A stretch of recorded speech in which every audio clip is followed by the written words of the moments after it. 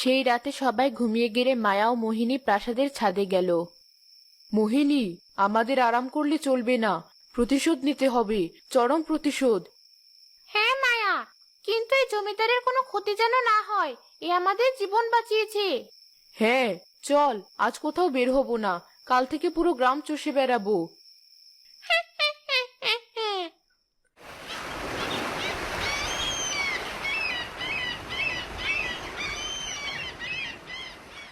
পরের দিন সকালে মায়া ও মোহিনী নদীতে জল আনতে গিয়ে দেখে রাজু নামের এক লোক তার বউকে খুব মারছে, আর তার শাশুড়ি দূরে দাঁড়িয়ে মিটিমিটি হাসছে। পাল, তোর বাবার বাড়ি থেকে আমাকে টাকা এনে দিবি কিনা?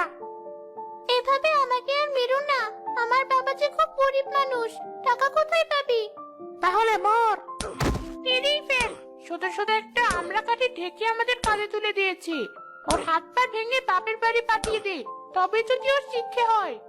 মোহিনী, দাঁড়িয়ে দেখছিস কি, বাড়িতে আয়। হ্যাঁ চল, রান্নায় যে দেরি হয়ে যাচ্ছে, আমি তো ভুলেই গিয়েছিলাম।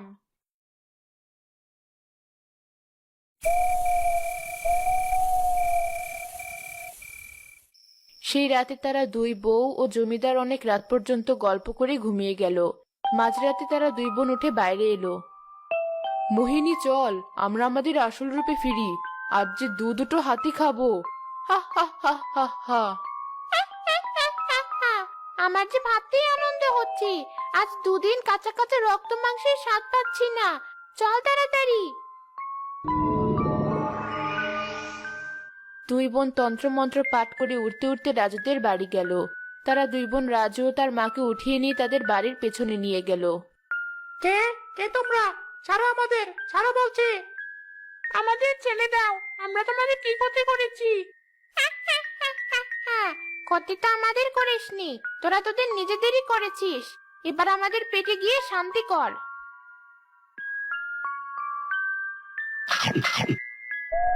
ভোর হওয়ার আগে তারা দুই বোন প্রাসাদে ফিরে ঘুমিয়ে গেল।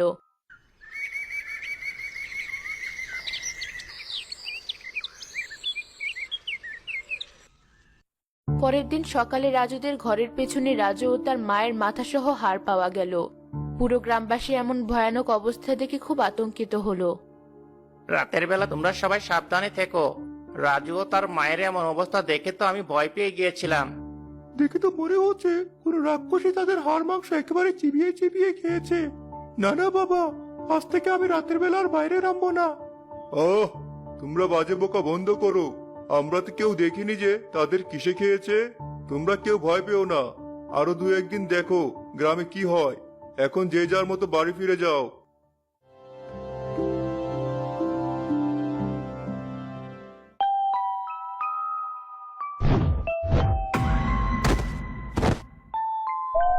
এভাবে প্রতিদিন রাতে গ্রাম থেকে এক দুইজন করে মানুষ উধাও হতে লাগলো। এই নিয়ে গ্রামে বেশ হইচই পড়ে গেল। সবাই জমিদারের কাছে বিচার নিয়ে এলো। জমিদার মশাই, গ্রাম থেকে প্রতিদিন একটা না একটা মানুষ উধাও হয়ে যাচ্ছে।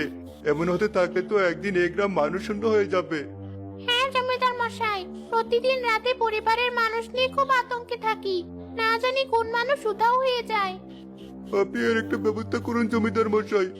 আচ্ছা আচ্ছা, ঠিক আছে, ব্যাপারটা আমি গভীরভাবে ভেবে তোমাদেরকে জানাবো। আমাকে দুদিন সময় দাও।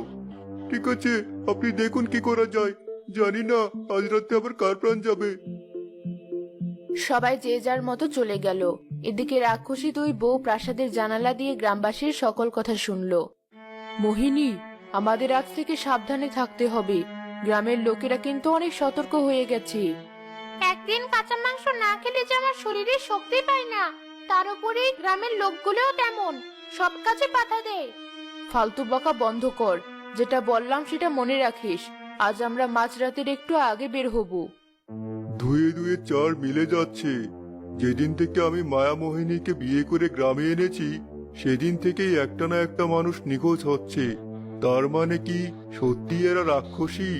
না না না, আমাকে আজ রাতে জেগে থাকতে হবে। দেখবো এ কাজ এদের নাকি। সেই রাতে জমিদার ঘুমের ভান ধরে বিছানায় শুয়ে রইল। এদিকে তার দুই বউ উঠে বাইরে এলো। জমিদারও তাদের পিছু নিল।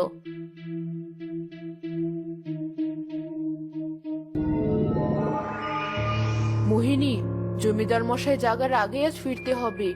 উনি যদি আমাদের বাইরে দেখেন তবে সন্দেহ করবেন। আমি ঠিক যেটা ভেবেছিলাম সেটাই। এরা সত্যিই রাক্ষসী। কাল সকালে এদের একটা ব্যবস্থা করতে হবে।